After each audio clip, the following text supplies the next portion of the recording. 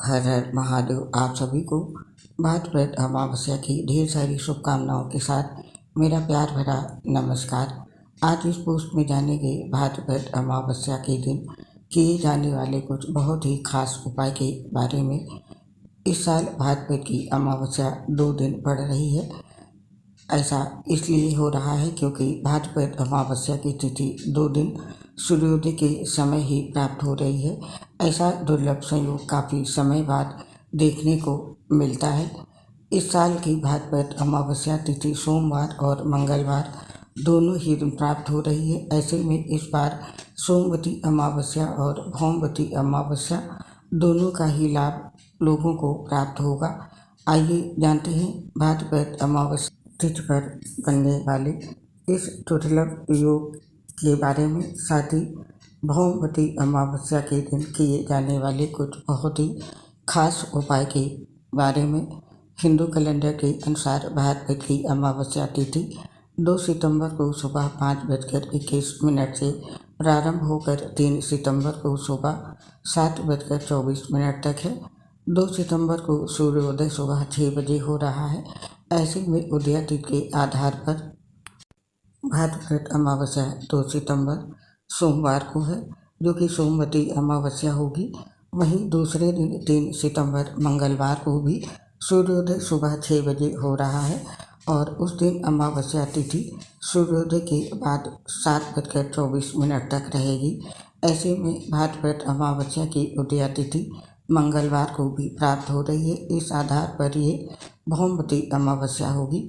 जानते हैं भौमवती अमावस्या के दिन बनने वाले शुभ योग के बारे में। इस दिन सिद्ध योग प्रातः काल से लेकर शाम के 7:05 तक है। सांध्य योग शाम को 7:05 से लेकर के 4 सितंबर की रात में 8:30 तक है। ये थे इस दिन के शुभ योग। और अब जानते हैं भौमवती अमावस्या पर किए जाने वाले उपाय। पहला उपाय कर्ज से मुक्ति के लिए है। यदि आप पर बैंक का कोई कर्ज है और आप उससे मुक्ति चाहते हैं तो भौमवती अमावस्या इसके लिए बहुत ही महत्वपूर्ण है। इस दिन आप हनुमान जी की पूजा करें और केले का पौधा लगाएं और नियमित उसकी देखभाल करें। धीरे धीरे आप कर्ज से मुक्त हो जाएंगे। और दूसरा उपाय नौकरी आदि के लिए है। नौकरी प्राप्ति, शिक्षा और प्रतियोगिता में सफलता पाने के लिए भी भौमवती अमावस्या विशेष मानी जाती है। इस दिन हनुमान जी की पूजा करके अपने गुरु का आशीर्वाद लें और आटे की 108 गोलियां बनाकर मछलियों को खिलाएं। इससे कार्य में सफलता प्राप्त होगी।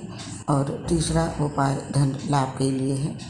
धन लाभ और वित्तीय स्थिति को मजबूत करने के लिए एक जटा वाला नारियल लें जिसमें पानी हो और उस पर एक लाल रंग का धागा या रक्षा सूत्र 7 बार लपेट दें। फिर अपने इष्ट देव का ध्यान करके उसे बहते हुए जल में प्रवाहित कर दें। इस उपाय से आपको लाभ हो सकता है। और चौथा उपाय है जीवन की समस्याओं को समाप्त करने के लिए। मंगलवार के दिन अमावस्या तिथि पड़ने के कारण इस दिन भगवान शिव के रुद्र अवतार हनुमान जी महाराज की पूजा उपासना करने से जीवन की समस्याओं से मुक्ति मिलती है तथा सुख में वृद्धि होती है। इस दिन भी गंगा स्नान का विशेष महत्व बताया गया है। इस दिन पितरों के निमित्त दान करने से तथा भगवान शिव की आराधना करने से कर्ज से मुक्ति मिलती है तथा समस्याओं का निराकरण हो जाता है। विष्णु पुराण के अनुसार देखा जाए तो मंगलवार की अमावस्या पर व्रत करने से न केवल श्री हनुमान जी महाराज की कृपा प्राप्त होती है, बल्कि ग्रहों में सूर्य, पंच तत्वों में अग्नि, देवताओं में इंद्र, रुद्र और अश्विनी कुमार सहित पितरों का भी आशीर्वाद प्राप्त होता है। और अगला 5वां उपाय भी सभी तरह की विघ्न बाधा दूर करने के लिए है। अमावस्या तिथि मंगलवार के दिन रहेगी, इसीलिए 3 सितंबर को आप ये उपाय कर सकते हैं। इस दिन अगर आप हनुमान चालीसा का पाठ करते हैं तो आपके जीवन की सभी विघ्न बाधाएं दूर हो सकती हैं। विद्यार्थियों को भौमवती अमावस्या के दिन हनुमान जी की पूजा से शिक्षा के क्षेत्र में लाभ प्राप्त होते हैं। इसके साथ ही स्नान दान करने से इस दिन भी आपको लाभ प्राप्त होगा। अगर आप चाहें तो किसी हनुमान मंदिर में जाकर इस दिन लाल रंग का चोला हनुमान जी को अर्पित कर सकते हैं। ये उपाय मानसिक समस्याओं से आपको निजात दिलाता है और पारिवारिक जीवन में भी आपको सुख समृद्धि प्राप्त होती है। तो ये थे भौमवती अमावस्या पर किए जाने वाले कुछ बहुत ही खास उपाय। इस बार ये दुर्लभ योग 18 साल के बाद बना है, तो ज़रूर इसमें से आपको जो आवश्यकता हो उपाय ज़रूर करें, आपको लाभ मिलेगा। और हमें आज्ञा थी इस पोस्ट को समाप्त करने की। आपसे शीघ्र मिलेंगे फिर किसी नई पोस्ट के साथ। तब तक के लिए आप सभी को भौमवती अमावस्या की ढेर सारी शुभकामनाओं के साथ मेरी प्यार भरी राधे राधे। दोस्तों, आपसे अपनी एक समस्या शेयर करना चाहती हूँ।